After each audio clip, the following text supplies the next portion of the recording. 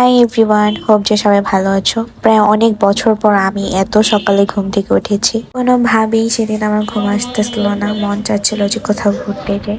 তো যেই বলা সেই কাজ, রাফিনকে বললাম যে আমাকে ঘুরতে নিয়ে যাও। তো সকাল সকাল আমাকে নদীর পাড় নিয়ে গেছে। যাই হোক, অনেক কুয়াশা ছিল, কেন অনেক ভালো লাগছিল, শীত শীত। দেন খুবই চায়ের ক্রেভিং হচ্ছিল, ঘুম থেকে ওঠার পর চা না হলেই নয়। আমি ঘুম থেকে উঠি 1টা বাজে বা 2টা বাজে। সো অনেক দিন পর সকাল ওঠা হয়েছে। গরম গরম চা আমার মাইন্ডটাকে পুরো ফ্রেশ করে দেয়। অ্যান্ড কে কে আমার মতো 1টা বাজে ঘুম থেকে উঠো, কমেন্টে অবশ্যই বলো। এটা ভালো কিছু না জানি, কিন্তু কিছু করার নেই আর কি। তারপর এই যে আমি ফেসবুকে রাখছি, কারণ আমাকে খুব বাজে লাগতেছিল দেখতে।